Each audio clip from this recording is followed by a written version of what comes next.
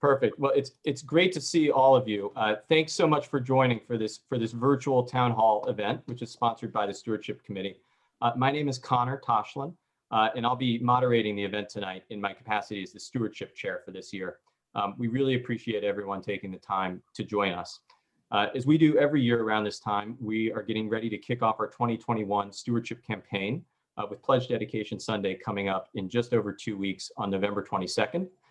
As a reminder, our campaign for 2020 exceeded our goal, and we really appreciate everyone who contributed to that campaign. Thank you very much. This year, as we celebrate Dr. Tom Evans' arrival and gradually return to in-person worship and other activities, our campaign theme is a year of renewal. We typically have an in-person kickoff event, like the progressive dinners that we did last year to launch our annual campaign. While it's unfortunately not feasible for us to come together in person for a similar event this year, and many members of the congregation have been spending more time out of New York City right now, the work of Brick Church continues. You'll hear this evening how the church, the day school, and our benevolence grant partners have been able to adapt creatively to the challenging current environment. For instance, the church has managed, despite the pandemic, to hold church services online throughout the summer, and now both in person and online, while the day school has been safely operating full-time and in person. Adam Gorman continues to run a comprehensive and robust youth program via Zoom and through socially distanced events. And even though our congregation has met the current challenges with resilience, you'll also hear tonight about how the needs of the Brick Church community and the larger community we serve continue to grow. As a result, our congregation must remain supportive, perhaps even more so than usual in these difficult times. We hope that you'll continue to renew your commitment to Brick and remember the church in a particularly generous way by making your 2021 stewardship pledge in the coming weeks leading up to Pledge Dedication Sunday. A few words about tonight's program. We've got a great group of speakers. Dr. Evans is going to share his perspectives on the church and lead us in prayer in just a moment. Charlie Anderson, the head of our Board of Trustees, will provide some perspective on the church finances. Amy Warden is with us, the director of the day school. She's going to share some perspective on how the school has navigated this challenging environment. And two of our benevolence grant partners, Ruben Nuno and Ann Shaloff from the Neighborhood Coalition for Shelter, will discuss the activities of their organizations and how Brick has supported that activity. To reduce background noise, we do ask that you'll stay on mute when you're not speaking. However, we hope you'll make this interactive. After each speaker, we'll have a few minutes for live Q&A, and you can raise your hand in the Zoom chat during that time, and I'll call on you to answer. Alternatively, if you prefer, you can use the chat function on Zoom to type in a question, which we can direct to the speaker after they've finished their prepared remarks.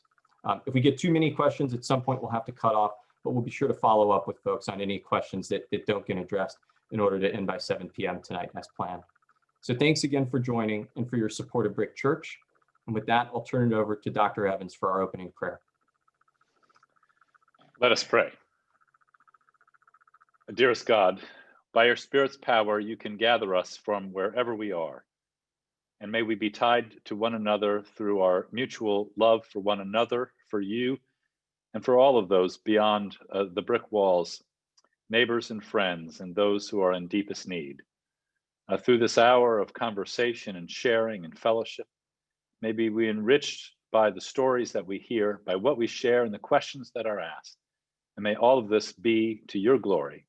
In Jesus' name we pray, amen. So, Connor, now's my time to share, is that right? Yeah. Yes. Yes, okay. So I wanted to tell you a little bit about my entry here into Brick Presbyterian Church and some of the first things that I've encountered. And a part of that, many of you know, I've been doing some dinners and lunches in the narthex. And I think the strange context has actually made for a very engaging experiences and wonderful sharing. And amidst learning more about you all, the congregation of Brick, and hearing more about the ministries, in one of those gatherings, one of you all talked about the importance of replanting yourself every once in a while. And it made me think about an orchid that Wendy and I got upon her father's death about 15 years ago. This was an orchid that her father had grown. And when he passed away, Wendy's mother gave it to us. And it was an important reminder of his continuing life, not in this world, but in the next. And after about 5 years, the orchid began to stop blooming and wasn't green anymore and was sickly. And neither Wendy nor I know anything about orchids. We've never been able to keep anything growing or alive. And I was telling my associate pastor at the church in Buffalo about this orchid and the sad state it was in. And she said, "Do you trust me?" And I said, "Well, yes, I do." She said, "Give me the plant." And so she took it and she repotted it. She repotted this plant and she gave it more room to breathe. We had compacted the soil too much. And suddenly, this plant that we thought had finished its life cycle was blooming once again.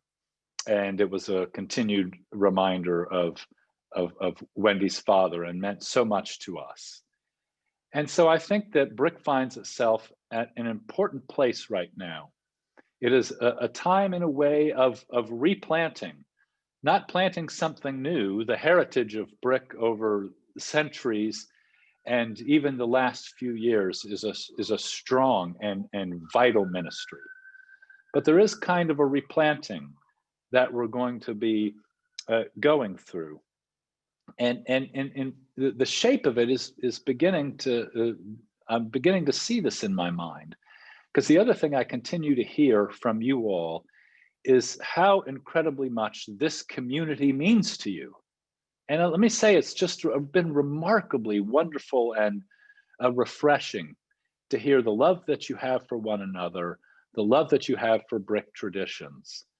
And the only thing that I hear the yearning from you all is to be able to share that with the people beyond the walls of Brick Presbyterian, to be able to share this community that you all have, and literally and metaphorically, how do we open our doors wide so that more and more people can gain the sustenance of this loving community that you all have experienced for years, and it's meant so much to you in your stages of life. And so I see us in this next year developing a strategic plan, and that plan is going to reflect this priority of not letting the light of Brick Presbyterian Church be hid underneath a bushel anymore. Not to say that it is, but to let that light shine even more. It's that old children's song. This little light of mine, I'm going to let it shine. The children sing. And so what can we do to let our light shine with an even greater brightness of the love of Christ? Shine in our neighborhood, and to let our neighborhood know that we're here for them, whether they're Brick members or not. We want to be something that's meaningful to them, that we're on their block and on their street. And to those further beyond the immediate neighborhood, for those who are in deepest need, we want to find ways that we can reach out and share the love of Christ in word and deed. And that continuing to develop this strategic plan in all the ways that you all have shared in forging a vital spirituality for individuals within the congregation. And as much as you love the fellowship and community, you've said that you want that to grow even more. And then to nurture people at every stage of life. And so I see us gearing and driving our stewardship efforts to reflect even more the missional focus that we have from God. So how do we build our stewardship so that it's fully driven by this wonderful call and challenge that we have? And so I truly look forward in this next year and the years to come to discover what that means as we seek to be an even more vital presence in the name of God. So those are my introductory remarks. And yeah, Connor. Perfect. Thank you very much, Tom. If anyone has questions for Tom, please feel free to raise your hand, or you can enter them into the chat box, and I'll call on folks.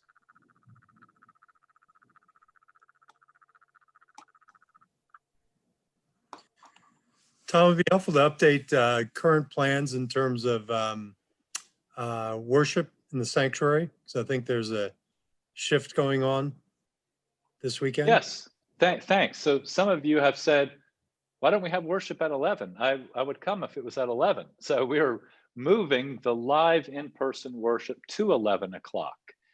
And that also means that when you're tuning in at 11, you are seeing a live service that's happening at the same time. So for those tuning in at home, hopefully that will make you feel even more connected to what's happening on the live stream. And for those of you who 11 o'clock makes a more sense for you to come in person, you're welcome to sign up and to be a part of that. Hi, it's Pat Dale. Can you hear me? Yes. Oh, okay. I just wanted to ask, is there going to be, or maybe there already is, a pastor nominating committee to find someone to replace Doug King as associate pastor? Yes. So at this point in time, I fully anticipate that will happen. With the holidays rolling around very quickly and COVID, we've decided at this time not to rush into that. It's hard enough bringing one pastor in during COVID that we don't want to do that at the same time. And that also gives us a little bit more time to shape the nature of what that position should look like. We're not looking for another executive associate. The congregation has asked me to take on some of those administrative responsibilities that Doug was doing. And so the position is going to look somewhat different. And by not moving immediately into that and giving ourselves a little more time, we can see where the strengths and qualities of this next associate we're looking for. We'll know it better in several months than we do now. Thank you. Certainly.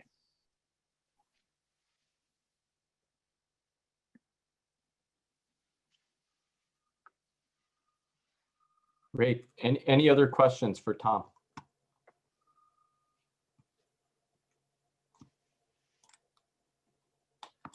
Okay. Well, with that, then why don't we move on to our next speaker, which is Charlie Anderson. Thanks, Connor, and thank you, Tom. It's a tough act to follow. I really appreciate your inspiration, Tom, on how we should be thinking about stewardship. I wanted to give just a quick governance refresher at BRIC. The trustees are a group that really serve as stewards of the long-term assets of the church, namely the property we own and also the endowment. Endowment's about $50 million, provides a draw that funds roughly a third of the church's annual operating budget. It's compounded about 7%, a little around 7% between in the last 5 years and 10-year periods. Kevin Green and Jonathan Bean are the co-chairs of the trustees investment committee this year, and they're working to improve best practices in governance and portfolio structure, to try to improve our performance. We think it's prudent to draw about 4.5% a year in the annual endowment draw. We've, during the restructuring period, had a couple of years higher than that, and we think we will hold that in 2020, and we think we will be able to in 2021 as well. One of the things the trustees did this spring, amidst all the uncertainty of COVID, is that we got a payroll protection plan loan for $987,000, which we fulfilled the requirements for and expect to get forgiveness before year end. We think the net result of all this in the church will be that the PPP will fund any deficits we may have this year and next year due to changes in the school's economics because of COVID, and a lot of other uncertainties, but we will be able to keep a 4.5% draw on the endowment and not have to, kind of rate our savings to fund the COVID difficulties related to COVID. The other thing, so the Joint Finance Committee manages kind of the income statement of the church in terms of annual budgeting. And we think the church side this year in 2020 will be roughly break even, as the loss of rental income from outside organizations is offset by a lot of expense reductions. There won't be much sex and overtime. Utility expenses are down. Other programming expenses are down. We will, as a corporation, have a reduced contribution from the school of roughly $375,000 this year. That'll be made up, as I said, by the PPP money. Amy can speak to the school's budget in a moment. My hat is off to her. It's not easy to have, a reduced number of students and an increased number of COVID regulations that require smaller class sizes and therefore more expenses. And I really do applaud Amy for her efforts in running the school through all this remote learning and then the uncertainties of the summer and then coming back to school this fall. And I think the school's been very safe and the parents have been very happy about how strict we've been on all the COVID protocols. And Amy's just done a terrific job. As we look forward into 2021, we're just finishing the 2021 budget in the next few weeks for the church. And Connor's done a great job and his stewardship committee analyzing what we think the appropriate goals are there. And, I really think that next year will be a function of fulfilling our stewardship goal and also helping the school get students and grow enrollment again. I think, this is a once in a century pandemic that really changed the nature of things that we've all lived through the last 6 or 7 months. And we're hoping things will slowly return to normal on a school level, next fall. And with that, I will pause to take questions. Thanks, Charlie. Great update. If anyone has questions for Charlie, there should be a hand raising function that you can use, or feel free to type them into the chat box.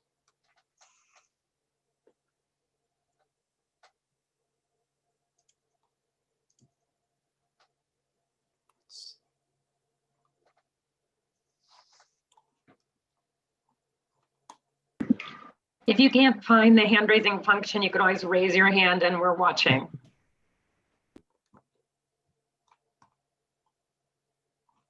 Great. Pat? Hey, Pat. You're still on mute. Sorry, I'm not a technological genius by any means.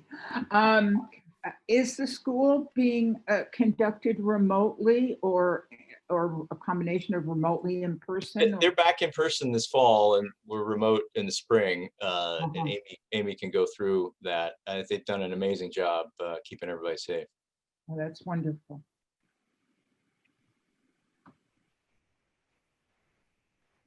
Great. Sam? Yeah.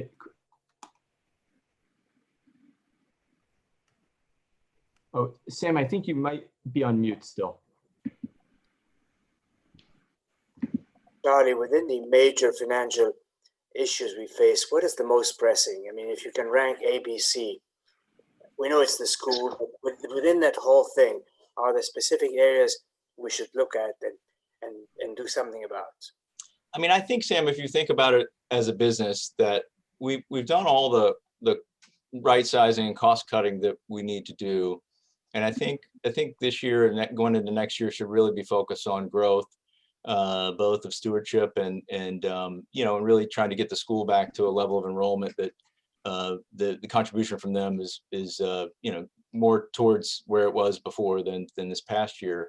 And that may take a few years, but we're I think if we can grow the students in the school and grow our stewardship and hopefully, as Tom mentioned, reach out and share the wonderful experience we have at Brick, both in the church and the school, with others, that's a terrific way to grow our community. I think that Tom has the better theme of focus instead of, at Brick, sometimes we may try to reverse engineer a number or here's the number we need to hit. I don't think that's the right way to think about it. Tom's really enlightened me and terms of thinking about, what is our mission and what do we want to share with other people and how do we want to do this? It may be a better way to go about it than the way we've done in the past of always, having budgets, good budgets, and sticking to our budgets. We've done a great job of that. But I think, we've done enough cost control. This is my first year on joint finance. I've been really amazed at how well the church manages expenses. And I really think we need to, really think about growing revenues and people at the church. Thank you. Hey, Charlie, the thing I would add is the most obvious challenge is that, conducting stewardship without the ability to have people in the parish house and in the church. I think that's clearly, I think, one of our biggest concerns is why we're holding town halls. Just to remind everybody, the church is still here, still functioning, still, providing programs, and just asking everybody to continue to be generous, even while we recognize a lot of people now are not even spending time in the city. So I think Charlie and Connor, that's one of our, anxieties this year. Last year, we actually exceeded stewardship, but in some ways we had completed most of it before COVID hit. And this year we're going to do it with coronavirus all around us. So whatever any of us on this call can do to help out would be greatly appreciated.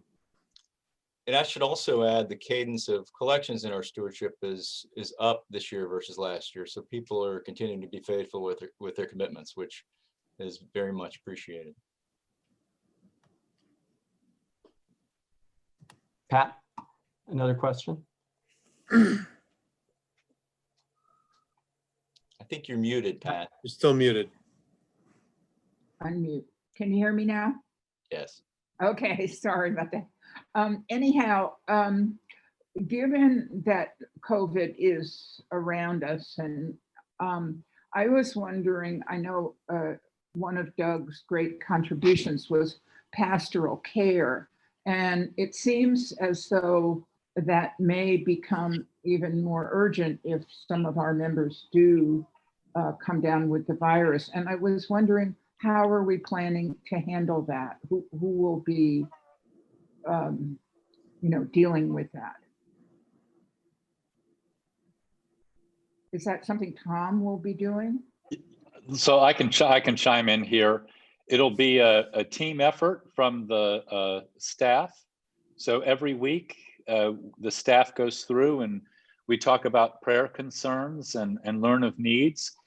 And then we will think about who that person that has a connection with the family or individual who is experiencing challenges.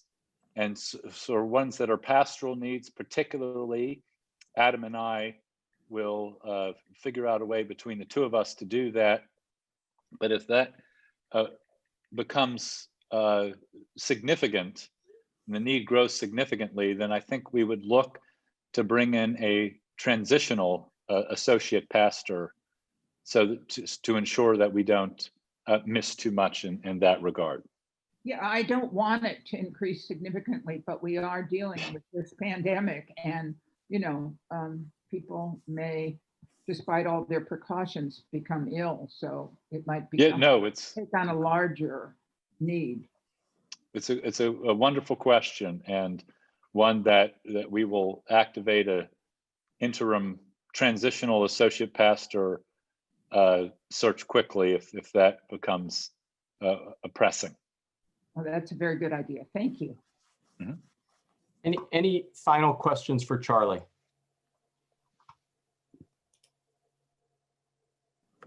Great. Well, thanks again, Charlie.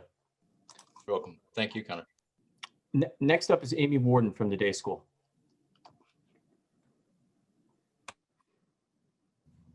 Hi, everyone. Thank you for having me tonight. I'm happy to be here sharing all that the school has been able to accomplish in this unusual time. The first thing I want to make sure that everybody knows is that this is the 80th year that the school has been open. As you well know, we opened our doors in 1940 as a mission of the school. And so the 2020-2021 school year is a really momentous one. And we hope to be able to celebrate in person. But of course, if we can't before the school year ends, then we will find another way to celebrate. Just as we have been having to find a number of ways to reinvent ourselves throughout this time. Just but it is, to use the plant analogy a little bit more, and Tom and I did not plan this. One of the things I have started to remind everyone is that we are strong because our roots are strong. To take this time to reflect on the history of the school and the way it's been able to endure over time, I think gives me strength every day and has been really important for all of us to recognize. And when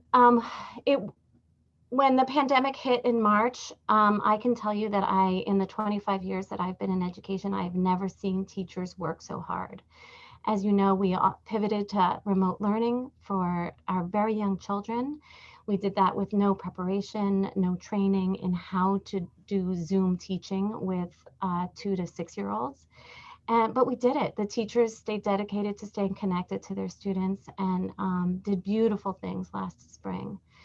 When early summer came and we realized that this pandemic was not going anywhere, Elena Jaime and our associate director and I really committed to the idea that we were going to bring 3 major themes to our planning for the fall and to the hopeful reopening of the school. And those themes are optimism, equity, and community. And optimism to us doesn't mean that we entered the new year without worry, but instead we entered making sure that we were committed as a team, as a faculty, as a school, to overcoming obstacles by collaborating and working together and finding solutions together. Equity was meant to us that we were going to make sure that all of our students were going to be able to access the curriculum that we were going to offer, whether it was in person or online, and that they had the tools to access the curriculum, whether that be the social emotional tools, the cognitive tools, or the technology tools. And then community was a little simpler, but also a challenge. We know that BRICS community is strong. We're well known for the strength of our community, and we're going to harness that strength and build upon it and find ways to continue to have a strong community in this new environment. So over the summer, we worked many hours together with the help of a very, very strong reopening task force that included church members, church staff, faculty, administrators, parents, experts from the community, including medical experts, tech experts, you name it, education, early childhood experts, as well as experts in social emotional development of young children. And we had to reinvent a lot of the way we do things. We redid our curriculum. We developed a curriculum that was really going to meet the social emotional needs of our children and also be a curriculum that could happen in person, given the opportunity to do so, as well as one that could pivot to remote learning with a moment's notice. We also developed policies and protocols of how to open school. We were given permission in July, mid-July, permission and many parameters of how we could be open, and we developed policies and protocols on how to do that. We also had to develop policies and protocols on the simpler things of reopening school, like entering the building and how to do that safely. This involved all of those different constituents in fine-tuning what we were able to offer. And as Charlie mentioned, we reopened in early September. We had garden visits instead of home visits. We brought the children in gradually, and we have been open now. Tomorrow will be the end of our 8th week without any disruptions. And I continue to be optimistic while also knocking on wood every time I mention that. And how is it while we're here? It is joyful. It is exhausting in so many ways because there's so many more health and safety protocols, and there's a lot more expenses that come along with that. Our kids are coming in masks. They're saying goodbye to their parents at the door. They are getting their temperatures checked. They're sanitizing their hands. They're hand washing all day. But we're also having robust programming. We're able to offer virtual chapel. music, art, movement, storytelling happens virtually. Our library committee has reinvented how we do library, and I just want to give a big shout out to them, because what they've done in years past, parents have completely run our library. Instead, this year, because they can't come in the building, they are all taking on the task of videotaping a story at home. Every single family is videotaping a story at home, and we have a Vimeo catalog of all of those stories so that the parents can still come into this classroom in this virtual way. And kids love to show off their families. And so it really brings such great strength and warmth to the classroom. We also luckily had the foresight to apply for a permit to shut down 92nd Street. This was an initiative that New York City took on to encourage people to be outside as much as possible while they were learning, and we got approved. So we've been holding classes outside since mid-October, and that permit ends at the end of November.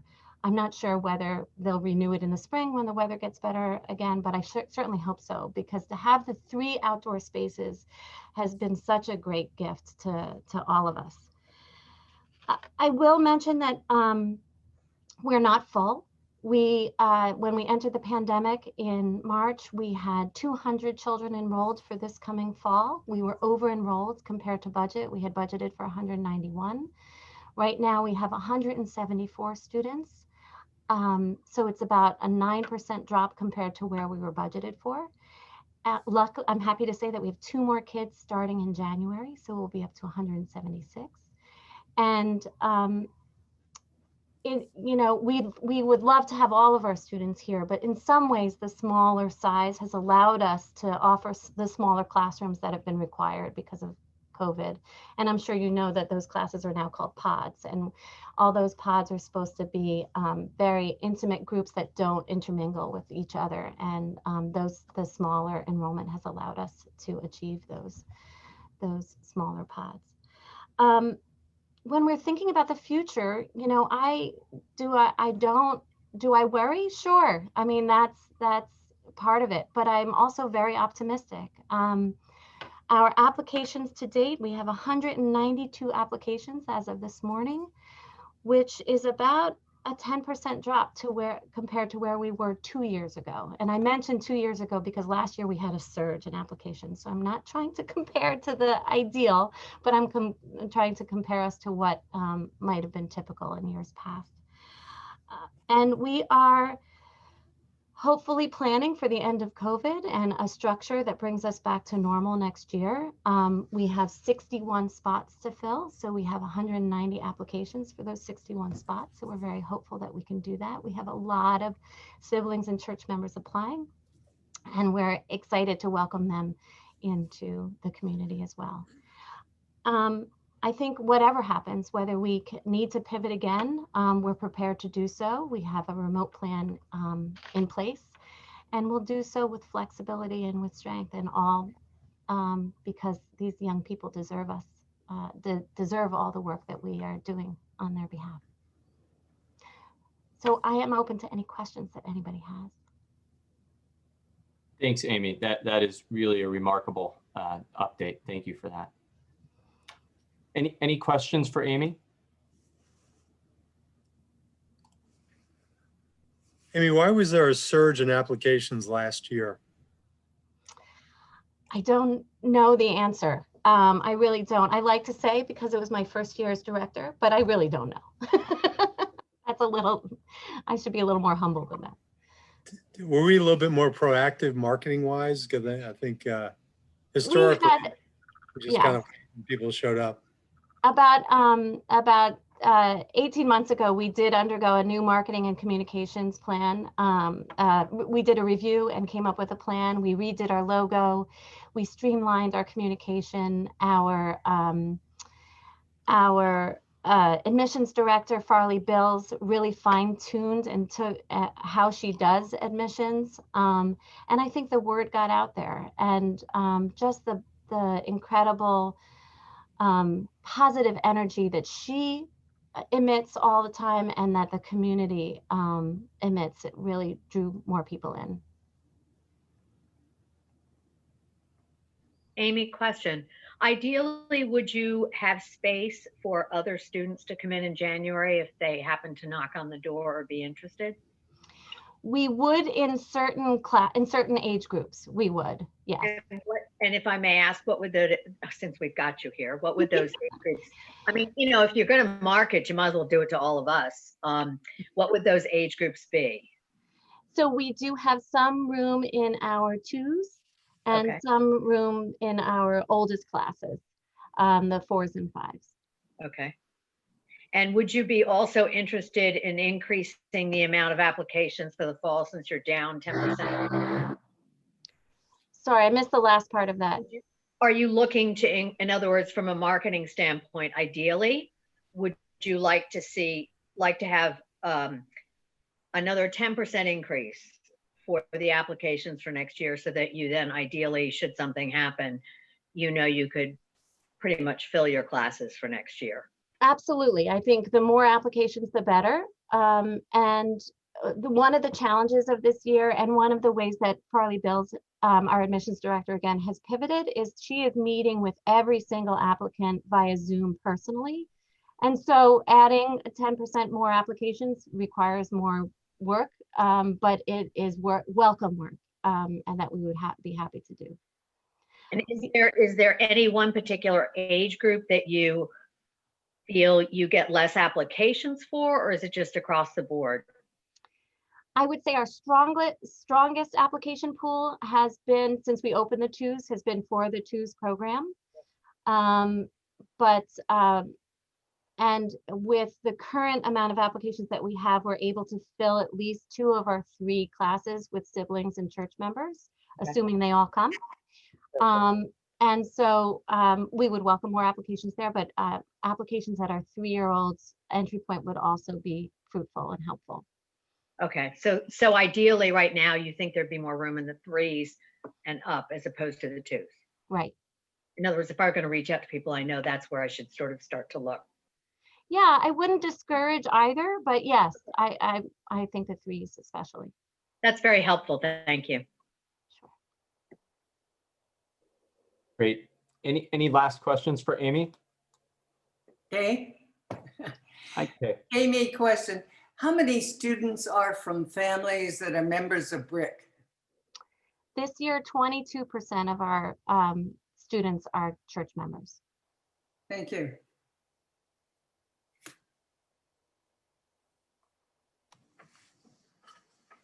Great. Ms. McAllister? I wanted to know in the pods, how many children are in the pods, and is it there's several pods in one room? I'm just trying to picture how you socially distance the children. And also, do they go full time? They alternate. They don't go every day, I would imagine. So they are able to go their full schedule. So if they were normally a 5-day-a-week class, they are coming 5 days a week. We have a part-time schedule that's already embedded in the program in our 2s, but they are following their normal schedule as we would have planned for a regular year. The pod sizes for 2-year-olds are 12, so no more than 12 in one room at any time, and for 3 to 6-year-olds, it's 15. Mm-hmm. And we would normally have had pod sizes from 15 to 22 for our 3 to 6-year-olds, depending on the age group. So it has required us to add one additional classroom to account for a smaller class or smaller pod sizes. And we have taken over the Carnegie room, which has proven to be a beautiful classroom for us this year. Thank you. Great. Well, thank you very much, Amy, for joining and for the great update. And I would be remiss if I didn't chime in here for a second and just commend Amy on what has been the most stressful year with all sorts of unforeseen circumstances well beyond the pandemic, again, in her first year.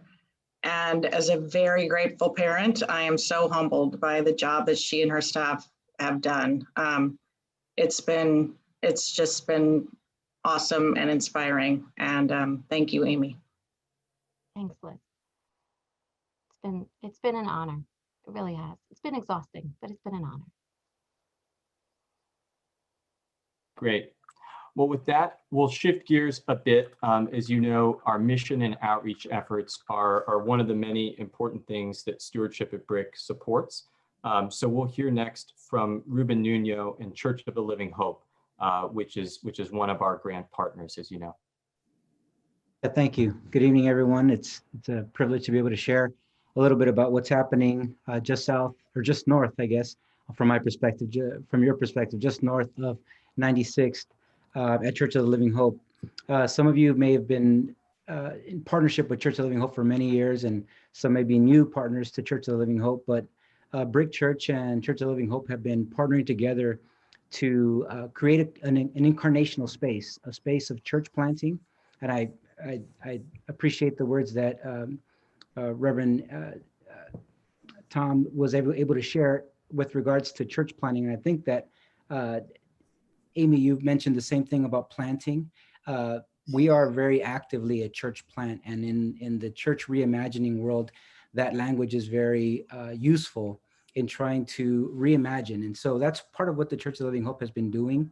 It started as a church plant in partnership with the Presbytery of New York, along with the Congregationalist Union Seminary. So we're continuing this legacy of social justice out of Church of the Living Hope since the 1960s. Some of the strongest after-school programs in East Harlem were started out of our sanctuary. And for those who have not had the opportunity to come to our sanctuary, it's probably the size of Watson Hall. I think some of the folks that have been to Church of the Living Hope can attest to that. It's a very intimate space, but from this small church plant on 104th, some extraordinary ministries that have impacted New York City and impacted East Harlem have been birthed, such as the East Harlem Tutorial Program, which serves thousands of children now. That was birthed out of our church. The Hope Community Housing, which was an initiative that sought to refurbish abandoned buildings that were all throughout central Harlem and East Harlem. And now 1,400 families have sustainable housing because of some of the efforts that were started out of this humble little church. The first Head Start program in the city of New York was started out of our small sanctuary, which has now grown to be a national program that helps thousands of working families find sustainable childcare and some very, very helpful resource for so many families in New York and throughout the country. So that's a bit about the mission of Church of the Living Hope. Not only is Church of the Living Hope a space where we hope to be engaged in some of the very real social issues that impact the community of East Harlem, we are a vibrant congregation as well. And I think that that's constantly a challenge at times for many faith communities when there is so much passion for a lot of the issues that rightfully deserve our attention. Sometimes the focus can feel like it's dividing resources. And so when I was brought into Church of the Living Hope 2 years ago, it was with the mission to replant the church. And so we are really excited about the growth that's happened over the last 2 years. The congregation was really dwindling, and we have about 500 community members and families that receive services out of Church of the Living Hope. Throughout the pandemic, we've had the opportunity to touch bases with 3,000 families that receive food on a monthly basis out of Church of the Living Hope. So that exploded. It started as a small food feeding program and was able to grow to something really, really that reflected the crisis that so many people are experiencing. And our congregational life has grown as well. So we're very excited about the vibrancy that we're experiencing in our Bible studies and in our Sunday worship gatherings. So we've seen new families come. And obviously once COVID hit, we, like so many other community groups, we've had to shift into a Zoom reality. And so we're grateful for the growth that God has brought throughout this process. I want to speak a little bit about Brick's role in the past, the present, and the future. I want to read something that we submitted for this previous grant cycle, and it summarizes a bit of the partnership that we've had historically in the past. And it says this: in 1948, through the combined efforts of the New York Mission Society, the Presbytery of New York, Union Theological Seminary, the Congregationalist Baptist and Methodist, an ambitious and trend-setting initiative started known as the East Harlem Protestant Parish. Dr. George Younger wrote a book entitled From New Creation to Urban Crisis. And in that book, he says, the history of urban missions in the period following World War II begins with the formation of the East Harlem Protestant Parish in 1948. So Brick Church and along with these other really amazing institutions in New York sought to do something very ambitious, which was to create an East Harlem Protestant Parish. So we've had the opportunity for the last 6 decades to continue in that legacy. And we hope to continue to do that. Currently, some of our most active points of contact come from the Cabrini Coalition. The Cabrini Coalition was an initiative that began 2 years ago between Brick Church, Church of the Living Hope, and St. Francis de Sales, which is a Roman Catholic parish on 96th and Lexington. And in light of some of the separations that were happening at the border, many of those children were ending up here in East Harlem. An initiative was started to find ways for the faith communities in East Harlem, along with Upper East Side, to advocate and be sources of blessing for so many of those children that were being separated. So we started the Cabrini Coalition. It was a small gathering, about 2 or 3 Brick members. Oscar's been very, one of the deacons, Oscar Slaughterback, Helen Alminger has been extremely active in that, several others, Mark Dingle, and that has created such a groundswell among our 3 congregations. And the Archdiocese of New York has acknowledged the work that we're doing and has contributed about $75,000 to continue to provide resources to some of the families that are falling in the cracks, even in the midst of the pandemic.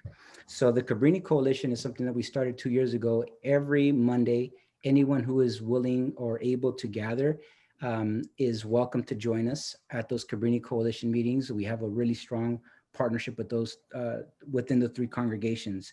The part of what we're hoping to do in the future is to continue the work that we are doing to address some of the realities that are present in both of our communities. The difference between East Harlem and the Upper East Side creates a potential for us to have some very rich conversations. So one of the things that we wanted to initiate, we've had 2 gatherings that we call Table Theology and Praxis.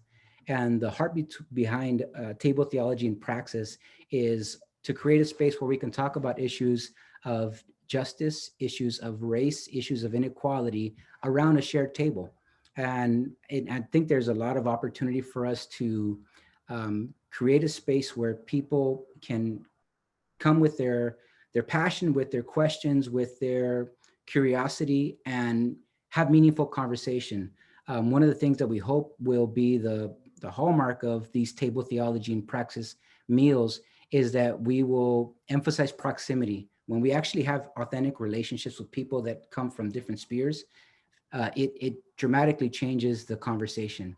And so we go from talking about things in a 2-dimensional way or ideological way to actually saying, I know somebody that's experiencing whatever the other realities that may be very distant from our own. So we're excited about that. The next Table Theology and Praxis conversation we're hoping will be on the 21st of November at Watson Hall. We have a really wonderful group of community members in East Harlem that will be hopefully joining folks in Brick. And we're going to be rooting everything that we do through Scripture. We're going to be examining what Scripture points us towards in building more equitable spaces, more humane, more spaces rooted in around the shared and open table of the Lord. So our challenges are like many other church replants. There's so much uncertainty with COVID. COVID really was a very strong reality for our community. In our zip code, 1,029 or 129 was the hardest hit in Manhattan. So COVID was a very big reality. A lot of family members a lot of our community members lost family members to COVID. So one of the biggest challenges has been how we, in the midst of replanting, can also be somewhat of a crisis center. We've been at times an emergency stop for so many people. So that's one of our challenges. And we hope that in the next few years, we're able to continue building the momentum. In the last 2 years, we've been able to onboard so many people into our worshiping community, so many people from BRIC that have been able to come and participate in our gardening projects, in our migrant efforts, in helping to revitalize the church. So we're hoping that we can continue to maintain that. Replanting it can feel like a very uncertain or destabilizing. And I know we've used those terms a lot throughout this pandemic, but there's also a lot of, for those who are risk takers, there's a lot of excitement and exhilaration at the idea that we can dramatically reimagine things that we know God and the Holy Spirit have been urging us to reconsider. So that's what we're hoping to do during this season of COVID, is we're hoping to really maximize this opportunity and harness the groundswell that is there to reimagine what it means to be a faithful follower of Christ in East Harlem. So we welcome you all towards that process. Thanks very much, Ruben. It's amazing to hear the scope of the outreach, particularly in these last months. In the interest of time, let's move right to Ann Shaloff from the Neighborhood Coalition for Shelter, our last speaker for the evening, and then we can take any final questions or comments folks have at the end. But we'll try to wrap up around 7.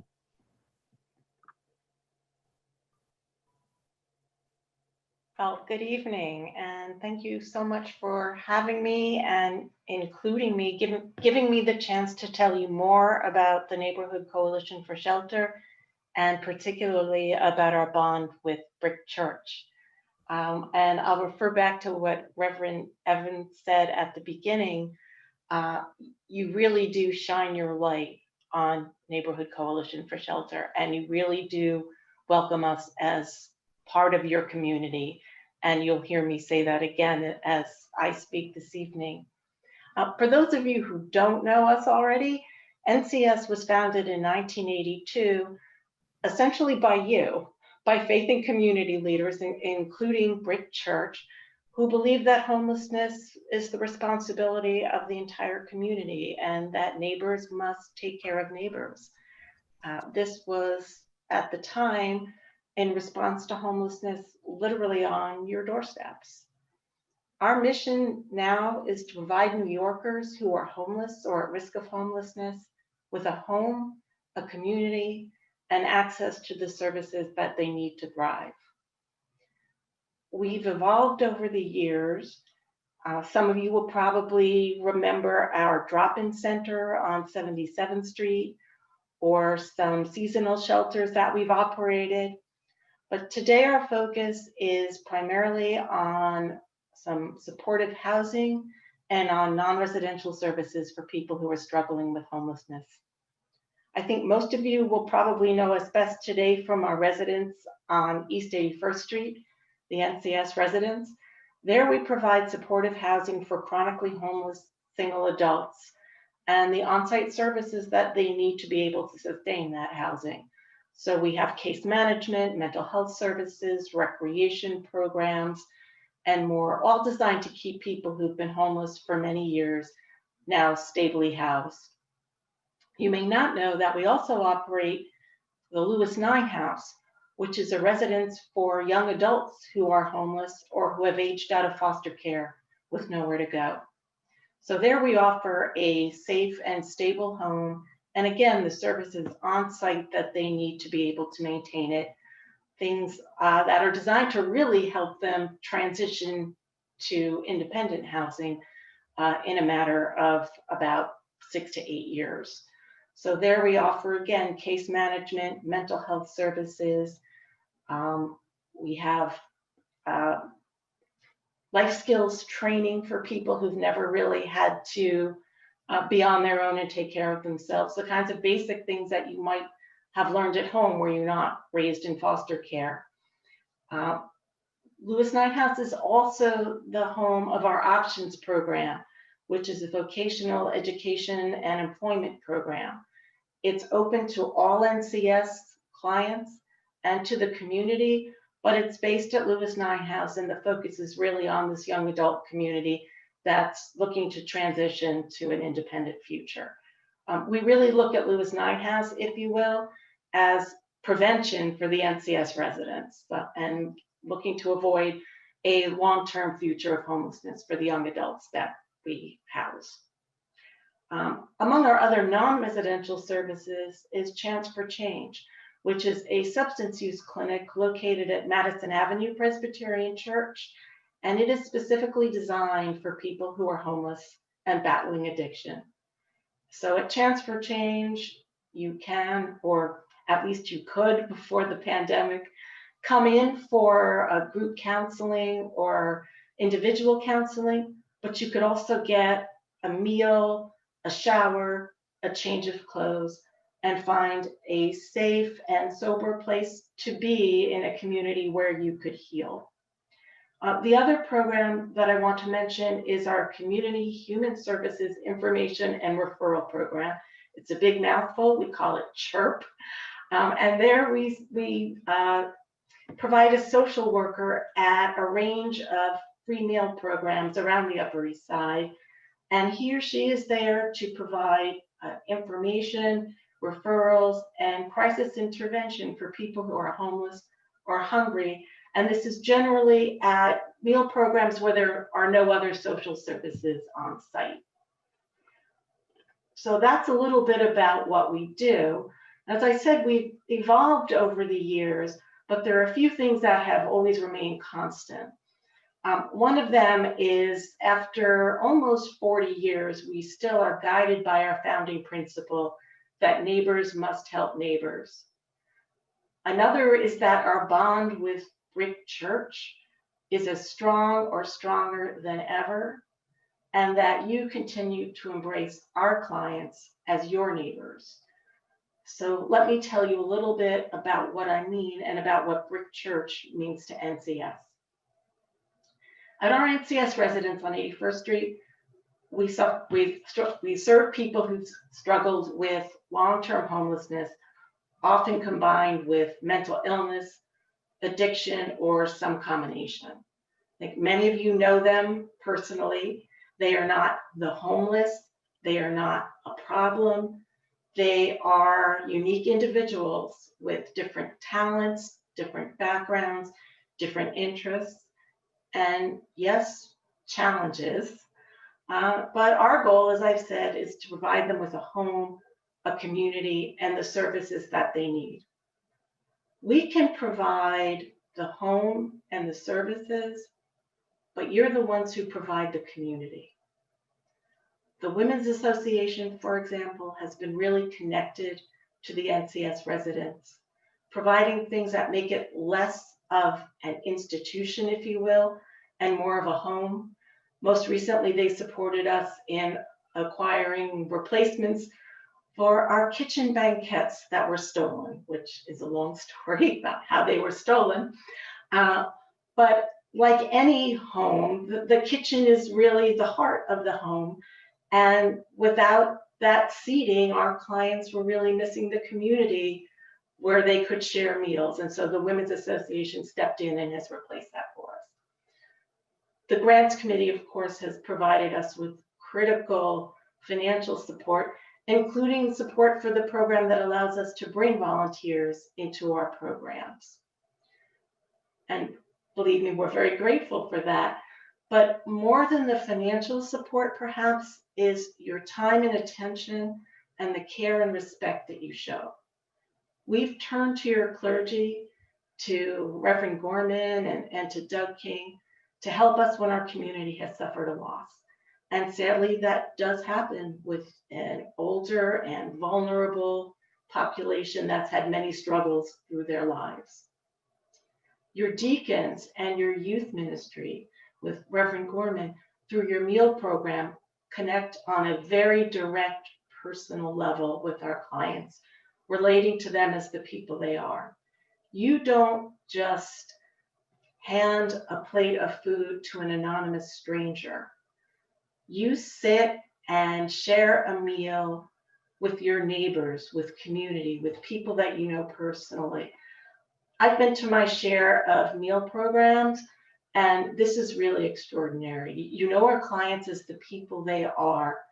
It's this fellowship that makes it so different and so priceless, especially for our clients who can feel invisible or discarded. This means so much to them. Unfortunately, of course, these activities have had to cease during the pandemic, but I can tell you that our tenants really miss their friends from Brick and are looking forward to the day that they can be with you again. I want to turn now just for a few minutes about the impact of COVID on what we do. Of course, it has had a tremendous impact.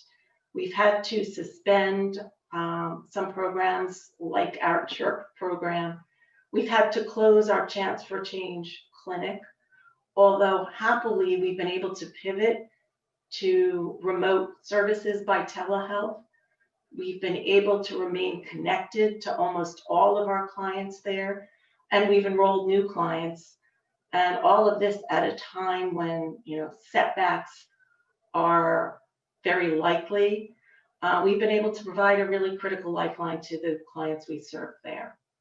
At our residences, we've really pivoted to having to keep our clients healthy and safe. And really look after them in situations where that's not really something we do. Actually addressing serious illnesses. We rapidly shifted gears. We've been monitoring their physical and their mental health, and that's been huge because they are vulnerable to begin with, and with fear and isolation, anxiety, and also loss, we've really seen some particular challenges for them. We've shifted mostly to remote operations, even with our tenants, connecting to them by phone and video.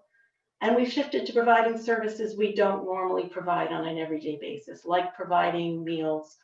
While we've offered meals to a limited degree, now we've had to provide food for people who have not been able to access resources in the community. Thankfully, we've had no COVID fatalities and really only one illness that we're aware of among our residents. We cross our fingers and hope that holds true on any next wave. But we're very grateful that we've not had a more widespread outbreak, given the fact that one of our residences is an SRO with shared facilities. So, we're just truly thankful that we've not had spread. COVID has played havoc with our budget. We've had additional costs that Amy Borden mentioned earlier around PPE, around changes you have to make to the physical space. We've enhanced our cleaning. We've had to reconfigure some of our spaces. We've also had to address the digital divide that the pandemic has exposed so much around our city. So many of our tenants and clients we've discovered had only the basic government issued phones with limited minutes and inability to really connect. And so we have provided tablets for all of our clients. And now we are also installing Wi-Fi in our buildings so that they can connect to healthcare, to us, to family, to friends, each other, and to avoid the tremendous isolation. We've lost revenue canceling our major fundraising event, our spring benefit, last year and also likely this year. And we're being threatened with huge, huge cuts to our government contracts of 20% or more. So we're very grateful to Brick for reaching out to us and accelerating your grant making and streamlining the process. Despite COVID though, our work continues and our progress continues.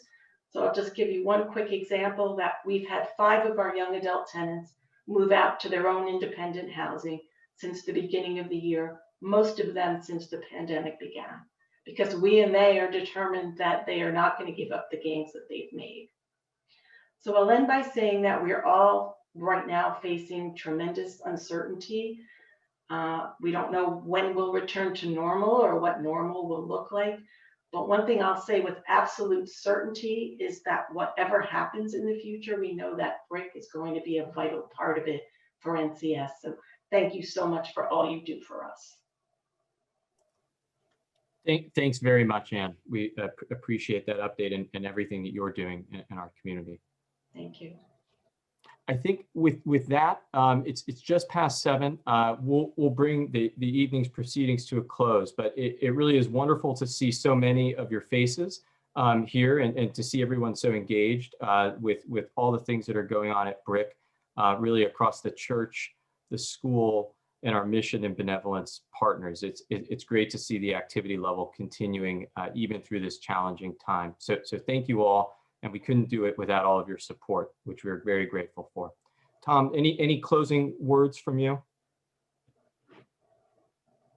Yes, I want to say how inspiring it was to hear from our mission partners this evening, and the passion they have for their work, and the partnership that we have with BRIC. And I certainly intend to do everything I can to maintain and hopefully even strengthen our work with you all. Thank you. Great. Well, thank you all for joining. Have a great evening, and hope to see many of you soon. Bye-bye.